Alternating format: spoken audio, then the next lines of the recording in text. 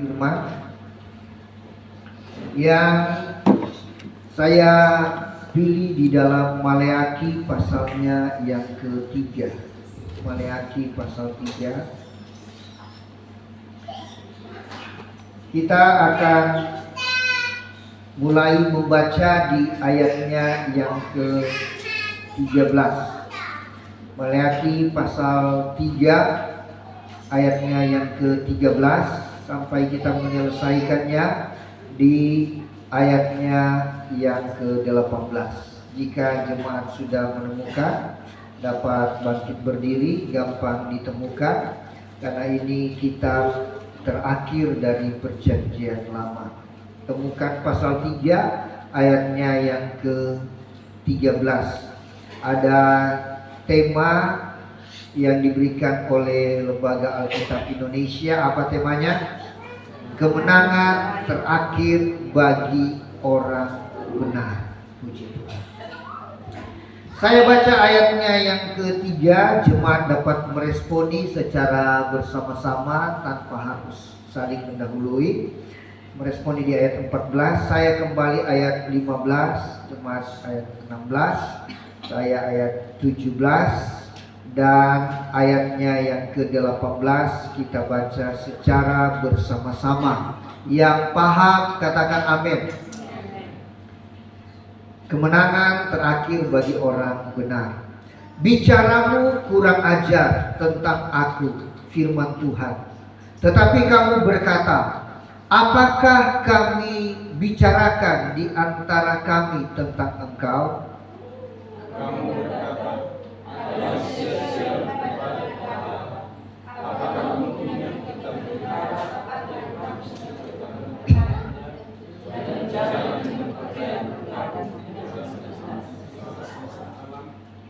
oleh sebab itu, kita ini menyebut berbahagia orang-orang yang gegabah. Bukan saja muncul orang-orang yang berbuat fasik itu, tetapi dengan mencobai Allah pun mereka luput juga.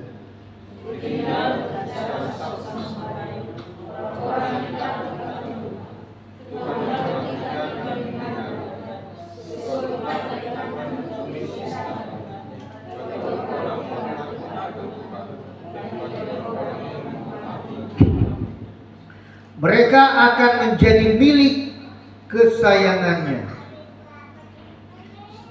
Mereka akan menjadi milik kesayanganku sendiri, firman Tuhan semesta alam.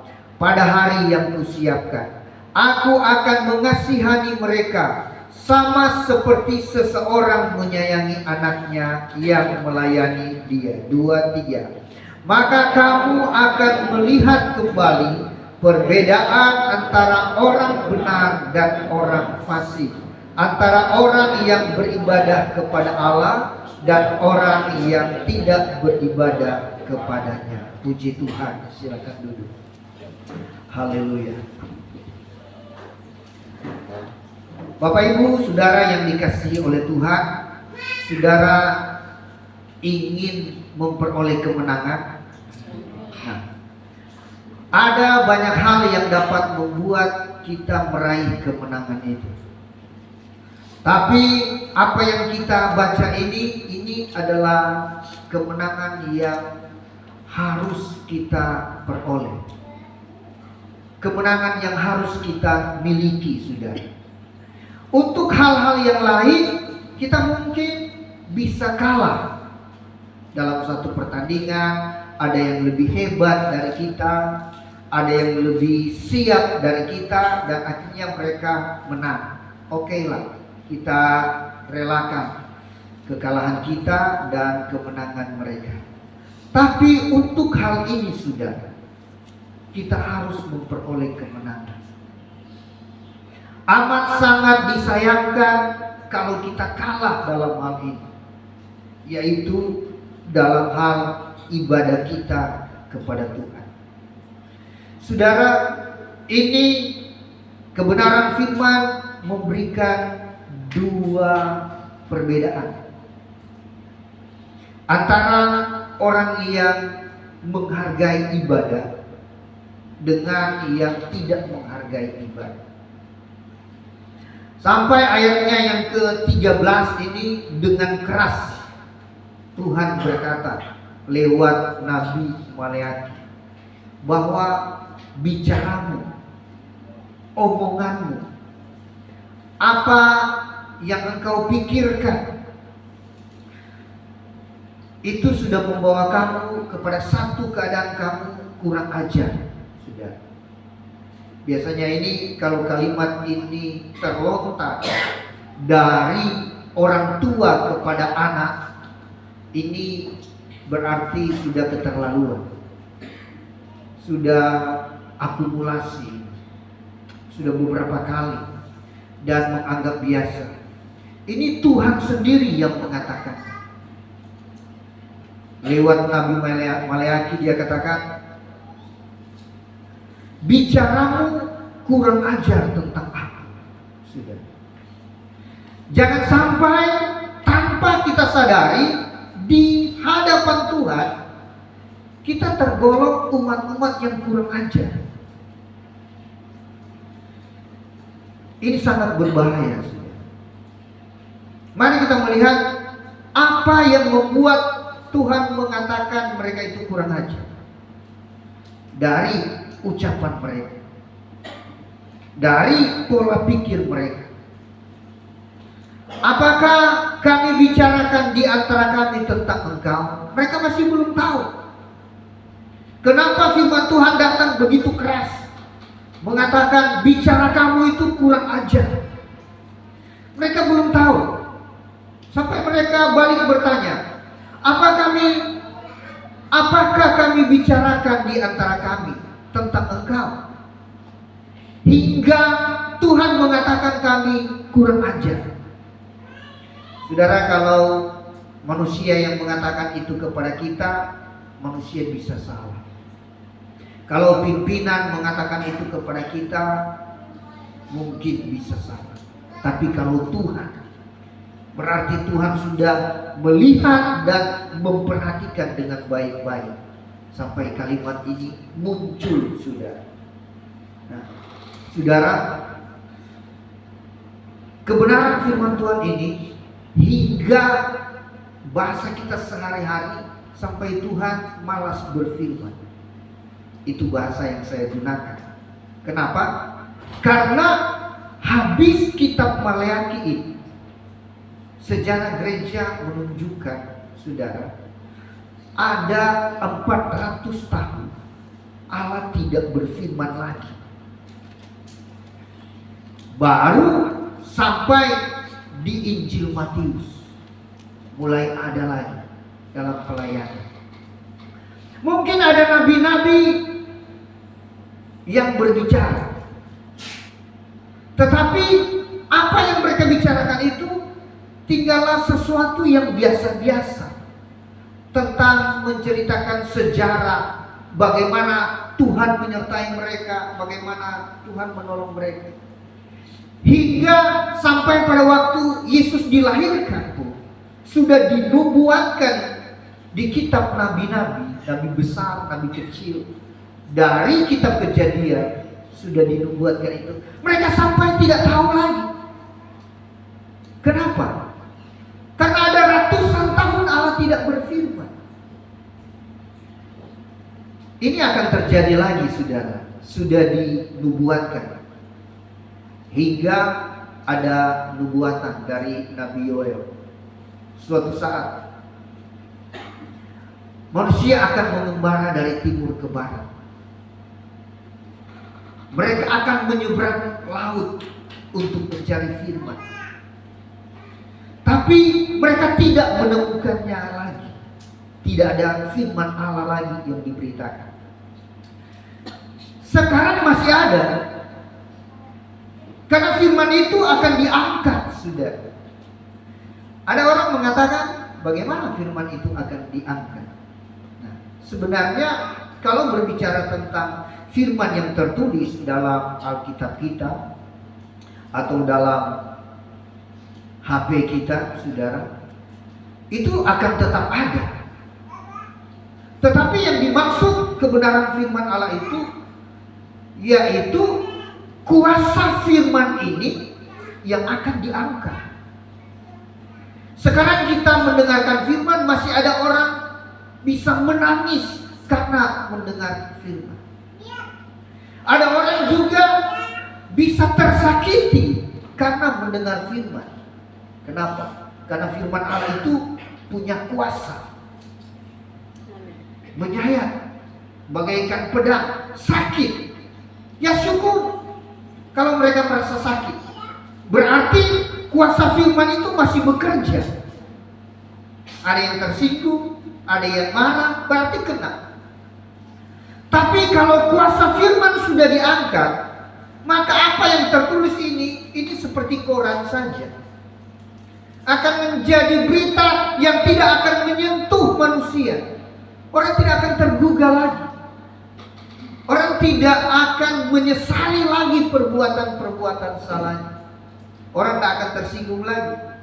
Mereka akan anggap itu seperti komik saja. Berita-berita yang biasa. Tapi kalau kuasa firman masih ada, saudara, itu akan membuat orang berubah. Akan membuat orang bertobat, insaf, berbalik, karena kuasa firman masih ada. Pada saat itu 400 tahun Allah tidak berfirman.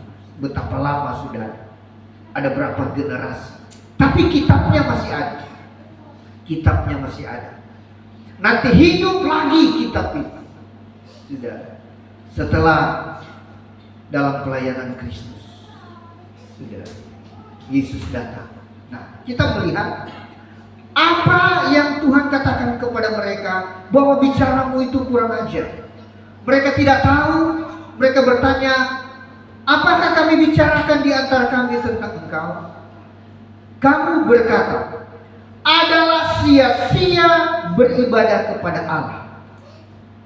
Ini yang mereka katakan. Adalah sia-sia beribadah kepada Allah.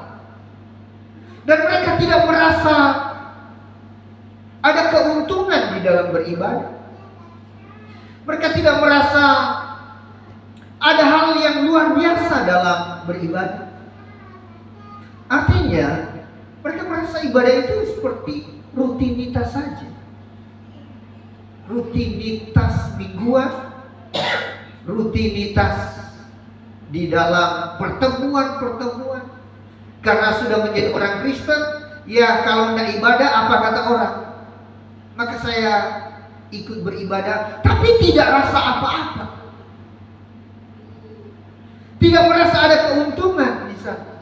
Sudah, ini yang berbahaya. Kalau saudara datang ibadah dan saudara tidak rasa apa-apa, datang biasa, pulang biasa, ini yang berbahaya. Tubuh mungkin beribadah. Umat-umat Tuhan mereka masih mempersembahkan korban, masih bakar korban untuk Tuhan, tapi merasa tidak merasa apa-apa. Hingga firman Allah ini datang. Kamu berkata, adalah sia-sia beribadah kepada Allah. Apakah untungnya kita memelihara apa yang harus dilakukan terhadapnya dan berjalan dengan pakaian berkabung di hadapan Tuhan semesta alam? Artinya mereka melakukan kebenaran-kebenaran firman.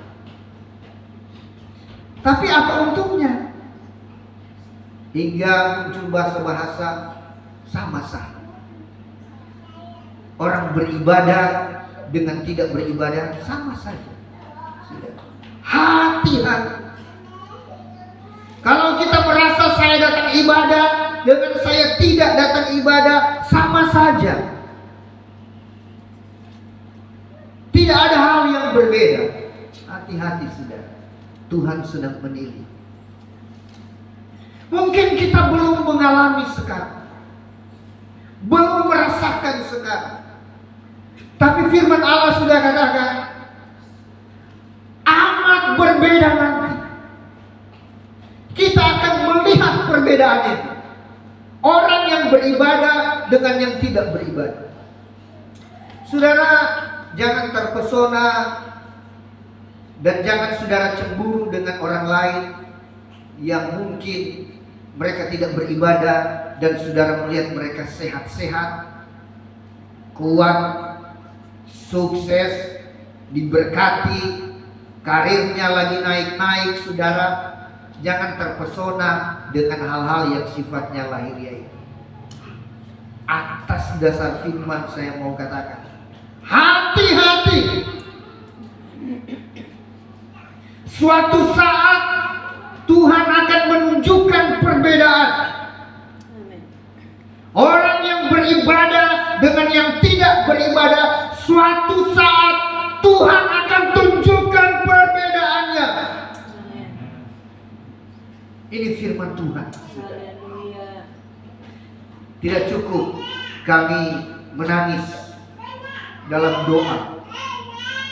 Hamba-hamba Tuhan harus sertai dengan berpuasa supaya jemaat bisa beribadah. Karena kami tahu ada bahaya yang amat besar di balik dari tidak beribadah, meremehkan ibadah, menganggap enteng ibadah. Saudara merasa biasa-biasa. Hati-hati sudah. Firman Allah harus disampaikan lewat hamba-hamba Tuhan sebelum Tuhannya akan menyampaikan langsung. Jangan tunggu Tuhan bicara langsung, saudara. Hati-hati, saudara. Kenapa? Ayat 18 jelas. Jelas kali ini, saudara, tidak dapat ditawar-tawar. Ini kebenaran yang harus disampaikan. Salah gereja, berdosa pendeta hamba Tuhan kalau melakukan pembiaran tentang hal ibadah ini. Sudah akan tertanggung kepada kami. Saya harus menyampaikan. Ayat 18 kita sudah baca sama-sama tadi. Apa bunyinya? Maka kamu akan melihat. Kamu akan melihat. Dua kelompok ini akan melihat dan mengalami. Kelompok yang beribadah dengan yang tidak beribadah. Kita akan melihat Tuhan akan mengadakan perbedaan.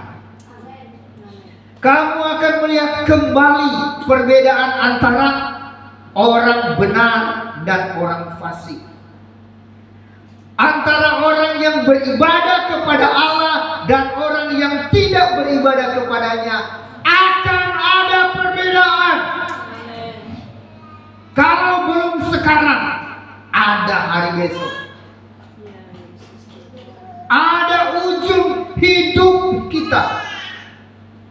Di akhir zaman Tuhan akan mengadakan perbedaan. Sampai suatu saat orang yang tidak beribadah, mereka akan punya keinginan untuk beribadah. Mereka mau mengembara dari timur ke barat, cari, tapi firman sudah diangkat, kuasa firman sudah diangkat, dan kita mendengar berita biasa-biasa saja, tidak membawa perubahan. Tapi kalau sekarang kita mendengar ada kuasa dalam firman, berubahlah sudah, berbaliklah. Ini kelompok yang pertama, mereka mengatakan ayatnya yang ke-15 tadi. Oleh sebab itu kita ini menyebut berbahagia orang-orang yang gegabah, orang-orang yang hidup asal-asalan saja tetap bahagia.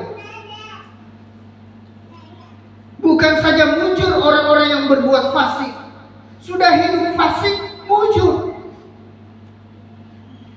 Sudah. Tetapi dengan mencobai Allah pun mereka luput juga. Sudah mencobai Tuhan, luput. Rasa aman, terlindungi. Wahai bagi dia yang menganggap hal ini biasa-biasa saja. Kita harus melihat hal ini hal luar biasa. Tapi orang yang mencari Tuhan, sudah, Kita yang sungguh-sungguh mau mencari Tuhan. Ayat 16 dikatakan, beginilah berbicara satu sama lain orang-orang yang takut akan Tuhan. Amin. Tuhan memperhatikan. Amin. Dan mendengarnya. Amin. Sebuah kitab peringatan ditulis di hadapannya bagi orang-orang yang takut akan Tuhan, bagi orang-orang yang menghormati namanya. Mereka akan menjadi milik kesayanganku sendiri. Oh, puji Tuhan, puji Tuhan. Amin. Ini harapan kami, harapan kita bersama. Puji Tuhan. Kalau kita ini menjadi milik kesayangan Tuhan sendiri, puji Tuhan. Firman Tuhan semesta alam, pada hari yang kusiapkan, aku akan mengasihani mereka sama seperti seseorang menyayangi anaknya yang melayani dia. Puji Tuhan. Saudara punya anak yang saudara sayang. Saudara sudah sayang itu anak lagi, dia suka melayani saudara, dia suka bantu saudara. Anak-anak yang sangat membantu orang tua, itu orang tua sangat senang, menjadi kebanggaan. Dia sudah tahu keperluan orang tua. Dia tahu hal-hal apa yang bisa membuat orang tuanya marah. Jadi dia tidak mau buat orang tuanya marah. Dia tahu apa yang bisa membuat orang tuanya tersenyum dan orang tuanya akan senang. Aku akan mengasihani mereka sama seperti seseorang menyayangi anaknya yang melayani dia. Akan sama seperti itu. Kalau kita dikasihi Tuhan, kalau kita melayani Tuhan, kita akan dikasihi oleh Tuhan, disayangi oleh Tuhan. Berbeda dengan yang tidak takut Tuhan, berbeda dengan yang tidak beribadah kepada Tuhan. Karena di dalam kita beribadah, itu satu bukti kita menghormati Tuhan. Saudara, hormati Tuhan lebih dari apapun dan lebih dari siapapun. Karena hidup kita di tangan Tuhan. Di dalam kita beribadah, itu menunjukkan bahwa kita membutuhkan Tuhan. Kita butuh Tuhan, saudara. Suatu saat kita akan ada pada tahap ini, benar-benar kita akan merasa tanpa Tuhan kita tidak dapat berbuat apa-apa. Karena itu firman Tuhan. Yesus sudah mengatakan, di luar aku kamu tidak dapat berbuat apa-apa. Kalau kita melihat orang-orang di luar Tuhan masih bebas, masih dapat melakukan apa-apa, itu tinggal tunggu waktu. Yang meninggalkan Tuhan, yang jauh dari Tuhan, ada waktu yang disiapkan Tuhan. Hati-hati. Tapi saudara, dengan kita beribadah menunjukkan kita membutuhkan Tuhan. Dalam beribadah kita melakukan perintah Tuhan. Ini bukan hanya ajakan gereja, ayo jemaat beribadah, ayo jemaat beribadah. Bukan hanya ajakan pendeta, ayo kita beribadah. Tapi ibadah itu kita melakukan perintah Tuhan, saudara. Untuk hal ibadah, saudara, ada satu bangsa yang coba-coba mengganggu, menghalangi untuk umat Tuhan beribadah. Ada satu bangsa hampir musnah dari muka bumi. Hampir musnah. Kenapa, saudara? Karena Tuhan begitu marah. Tuhan begitu murka dengan bangsa yang menghalangi umat-umat Tuhan untuk beribadah. Bangsa mana? Mesir, saudara. Sampai 10 tulah baru mereka kasih kesempatan umat-umat Tuhan keluar. dan pergi beribadah. Tapi selama mereka menghalang-halangi untuk umat Tuhan pergi beribadah, saudara, tulah itu muncul terus, hampir habis mereka, hampir musnah bangsa ini. Ngeri, saudara, untuk hal ibadah. Mari kita lihat di dalam kitab Keluaran. Kita mulai dari Keluaran pasalnya yang ke-7 ayat 16.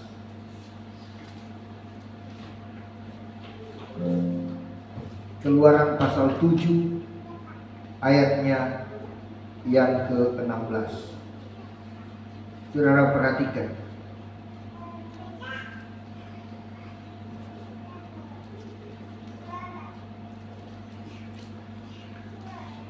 Dan katakanlah kepadanya, Tuhan Allah orang Ibrani telah mengutus aku kepadamu untuk mengatakan, biarkanlah umatku pergi supaya mereka apa? Beribadah kepadaku di padang gurun. Meskipun begitu sampai sekarang engkau tidak mau mendengarkan. Dan saudara, Tuhan memberikan hukuman bagi bangsa yang menghalang-halangi umat Tuhan untuk beribadah. Ada tulah yang diberikan. Kita lihat lagi di dalam pasal 8 ayat 1. Berfirmanlah Tuhan kepada Musa, pergilah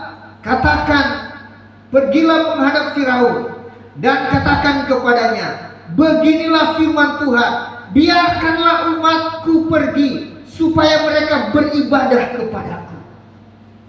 Tuhan sangat ingin umat-umatnya beribadah.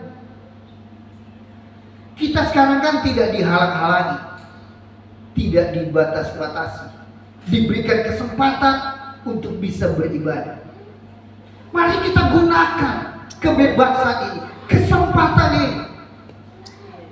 Karena mungkin ada suatu saat kita tidak sebebas ini lagi beribadah. Kalau kita sudah ada di zaman antikris, saudara, ini tidak akan terjadi lagi ibadah dengan bebas. Dulu saja baru COVID, virus yang tidak kelihatan, ibadah kita harus dibatasi. Sudah. Apatah lagi kalau sudah ada halangan seperti ini. Pasal 9 ayat 1. Berfirmanlah Tuhan kepada Musa, pergilah menghadap Firaun dan berbicaralah kepadanya, beginilah firman Tuhan Allah orang Ibrani, biarkanlah umatku pergi supaya mereka beribadah kepadaku. Karena ini yang ada di hati Tuhan. Tuhan mau umat-umatnya beribadah. Siapa yang menghalang-halangi umat Tuhan beribadah, akan ada konsekuensinya. Ada katak, ada penyakit sampah, sudah hujan es, semua tulah-tulah itu datang. Sebab itu saudara, jangan kita sekarang, kita yang menghalang-halangi diri kita sendiri, kita yang membuat alasan-alasan kita sendiri. Hati-hati saudara, kita harus menjadikan ibadah ini prioritas. Sampai Yesus berkata dalam Matius 6 ayat 33, ada yang hafal? Carilah dahulu kerajaan Allah. Yang didahulukan, carilah dahulu kerajaan Allah dan kebenarannya, sampai ada jaminan lagi. Maka yang lain-lain yang kamu butuhkan, yang mestinya kamu cari, itu akan disiapkan Tuhan. Maka semuanya akan ditambahkan kepadamu. Tapi Yesus berkata, carilah dahulu kerajaan Allah dan kebenarannya. Terlalu banyak ayat saudara berbicara tentang ibadah, bahwa ibadah itu adalah satu keuntungan yang besar. Kita harus punya pemikiran ini. Kita harus tanamkan dalam diri kita. Kalau saya tidak ibadah, saya rugi. Kenapa? Karena firman Allah katakan dengan beribadah kita akan peroleh keuntungan. 1 Timotius 6 ayat 6. Saudara temukan. Saya teguhkan apa yang sedang saya bicarakan tentang ibadah. Terlalu banyak ayat yang berbicara tentang ibadah yang tidak boleh diabaikan. 1 Timotius 6 ayat 6. Memang ibadah itu kalau disertai rasa cukup, apa saudara? Memberi apa? Keuntungan cukup. Cukup besar, saudara. Amin. Saudara bekerja pasti untung kan? Untuk dapat sesuatu, dapat keuntungan. Tapi firman Allah katakan ibadah lebih untung dari itu. Amin. 1 Timotius 4 ayat 8.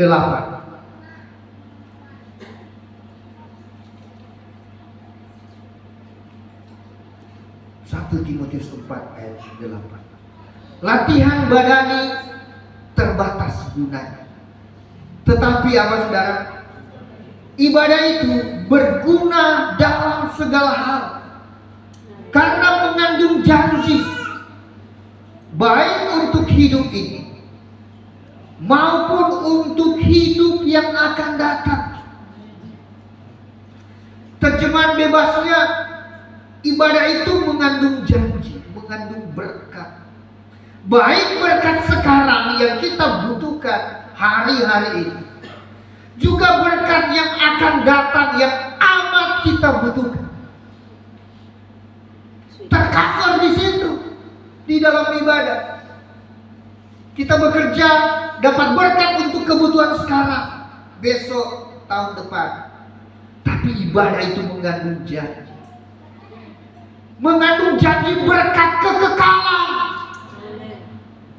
Kekekalan, saudara. Sebab itu kita harus melihat bahwa ibadah itu bukan hal yang biasa-biasa. Kita tidak boleh berkata kalau saya punya waktu.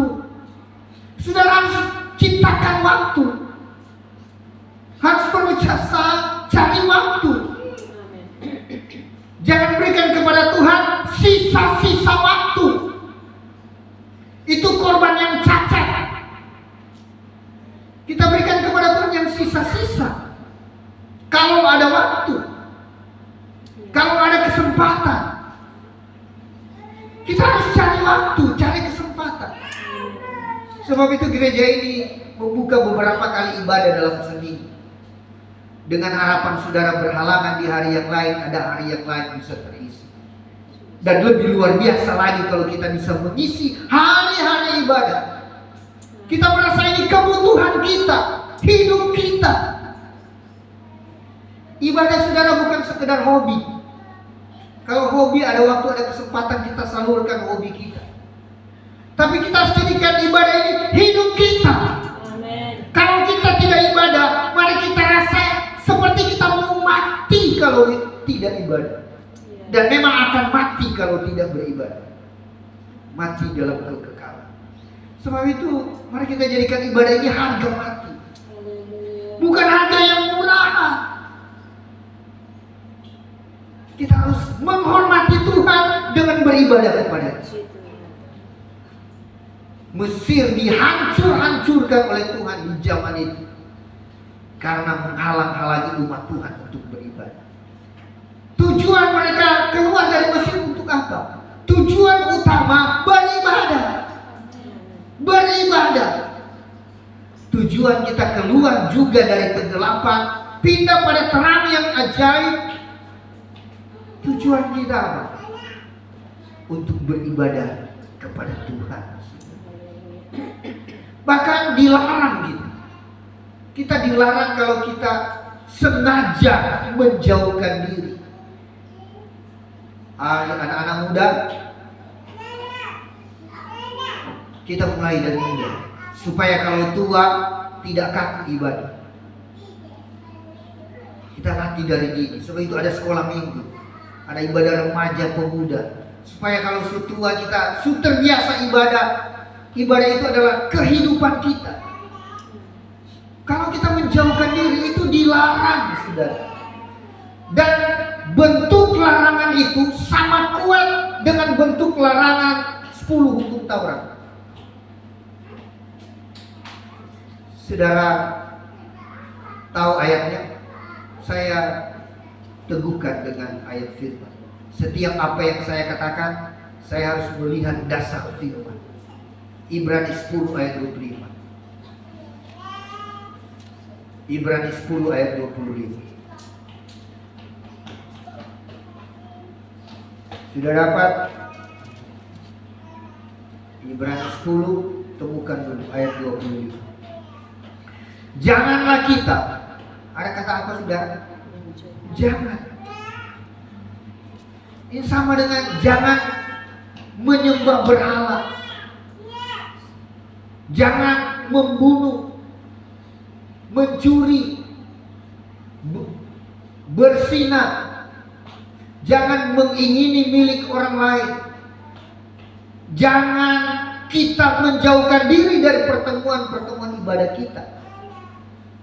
Kata jangan ini bobotnya sama.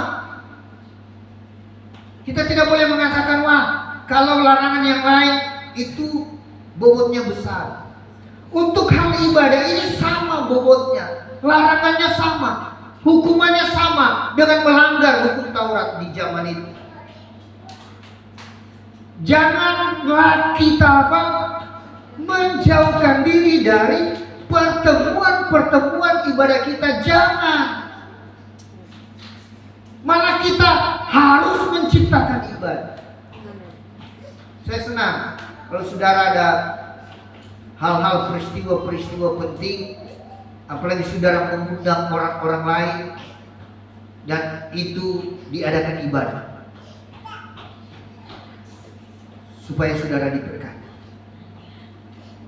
Jangan syukuran kita saudara ibadahnya itu bobotnya kecil, pestanya yang besar, saudara berkatnya kurang. Saudara dapat pujian dari manusia banyak, oi dia sih kurang. Dapat pekerjaan, ulang tahun, diwisuda dan lain-lain. Tapi kalau kita tidak sertai dengan ibadah, berkat kita kurang. Kita ciptakan kalau perlu. Kita buat ibadah, undang orang supaya orang lain juga ikut ibadah. Dan kita dapat penghormatan dari Tuhan. Jangan kita menjauhkan diri dari pertemuan-pertemuan ibadah kita seperti dibiasakan oleh beberapa orang. Semoga tidak ada di tempat ini. Dibiasakan, dianggap biasa. Ini dilarang sudah. Tetapi marilah kita saling menasihati. Dan apa? Semakin giat. Semakin giat. Haleluya. Semakin ditingkatkan porsi ibadah kita kepada Tuhan. Menjelang hari Tuhan yang mendekat. Karena di hari Tuhan akan ada perbedaan antara orang yang beribadah dengan tidak beribadah. Sebab itu mari kita semakin giat. Katakan kepada saudara samping kiri atau kanan, semakin giat. Semakin giat. Yang bawa pasangan kasih tahu. Kalau pasangannya ada di jauh kasih tahu. Berdiri kasih tahu. Ma semakin giat ma. Pas semakin giat. Anak-anak muda dengar, mau semakin giat. Ada anak muda di sini kan? Mau semakin giat. Ini tidak main-main sudah. Kita harus semakin giat dalam ibadah kita kepada Tuhan. Haleluya. Orang yang dipakai Tuhan, walaupun dia pernah berbuat salah, tetapi kenapa dia sangat dipakai Tuhan dan dibicarakan di mana-mana dari zaman ke zaman, karena hatinya selalu melekat dengan Tuhan, dan dia amat cinta akan rumah Tuhan. Amin. Saya tidak bermaksud mengatakan saudara orang yang beribadah walaupun berbuat dosa Tuhan tetap sayang, tidak. Tetap ada konsekuensi dosa. Tetapi yang saya mau lihat, kenapa Tuhan begitu memperhatikan orang ini. Sampai di dinasti kelahiran Kristus namanya ada, disebut Yesus anak anak Daud. Sudah berapa generasi tapi tetap dihubungkan karena Daud orang yang cinta rumah Tuhan. Mazmur 121 ayat 1.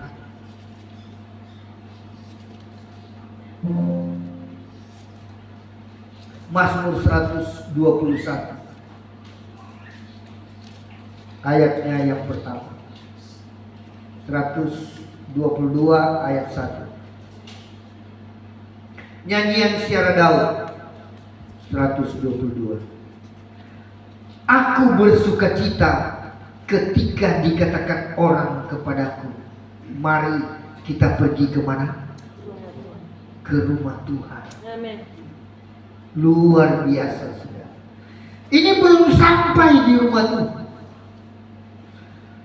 baru diajak, baru keluar kalimat rumah Tuhan. Kalau ada ajudannya atau pegawai stafnya mengingatkan dia, Tuhan, ini waktu ibadah, mari kita pergi ke rumah Tuhan. Dia katakan, aku bersuka cita. Amin. Dia tidak mengatakan, saya masih sibuk, saya belum ada waktu. Aku bersuka cita ketika dikatakan orang kepadaku, mari kita pergi ke rumah Tuhan. Kenapa, saudara? Ada apa di rumah Tuhan? Karena dia menikmati, saudara, menikmati suasana ada di dalam hadirat Tuhan, berbeda dengan suasana ada di istana.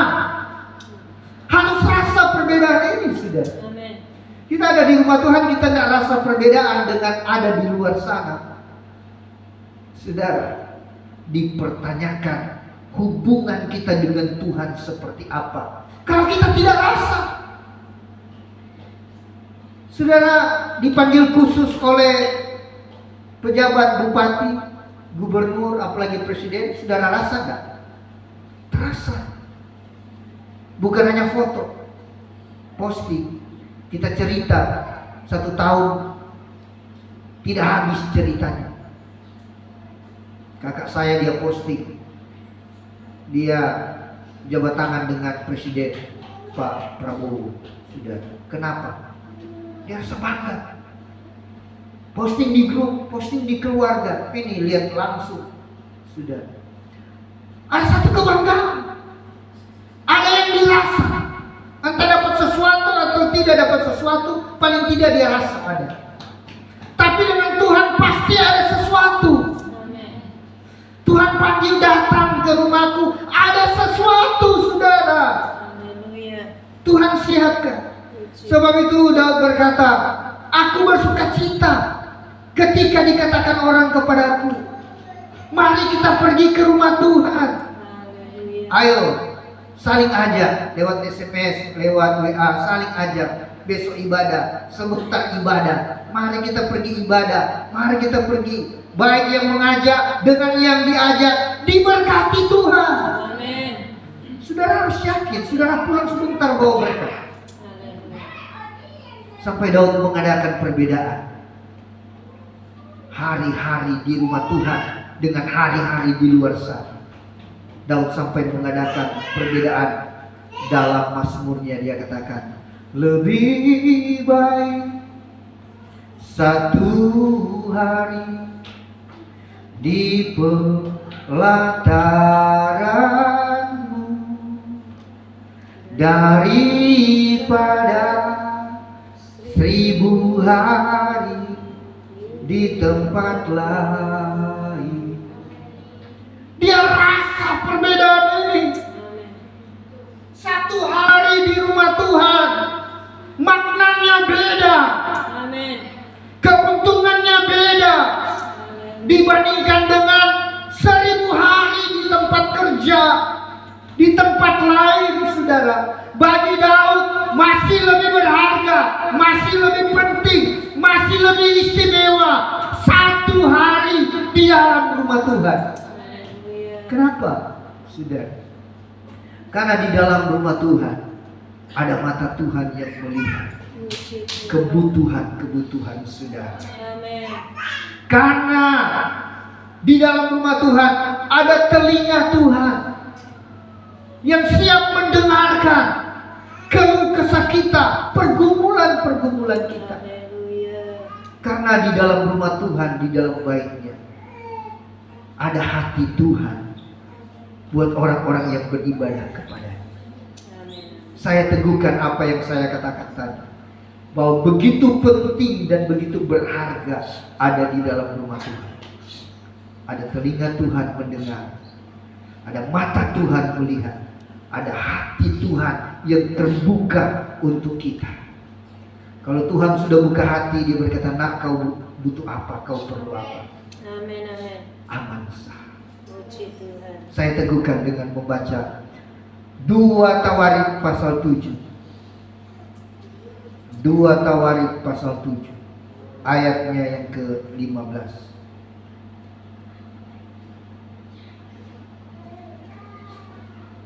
2 Tawarik sudah dapat di layar. Pasal 7 ayatnya yang ke-15 dan 16. Sekarang mataku terbuka dan telingaku menaruh perhatian kepada doa dari tempat ini. Tempat ini yang dimaksud adalah bait Allah yang dibangun oleh Daud lewat anaknya Salomo. Dari tempat ini, dari dalam rumah Tuhan. Sekarang mataku terbuka dan telingaku menaruh perhatian kepada doa dari tempat ini. Sekarang telah kupilih dan kukuduskan rumah ini, supaya namaku tinggal di situ untuk selama-lamanya. Maka mataku dan apa, saudara?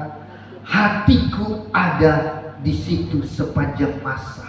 Amin. Bukan hanya di tempat bait Allah Salomo, di tempat kita beribadah yang kita sudah kuduskan, ini menjadi tempat kita beribadah.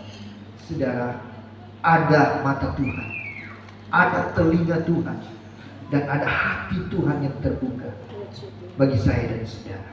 Tuhan menolong, Tuhan memberkati kita semua. Kita bangkit berdiri, pemain musik. Haleluya.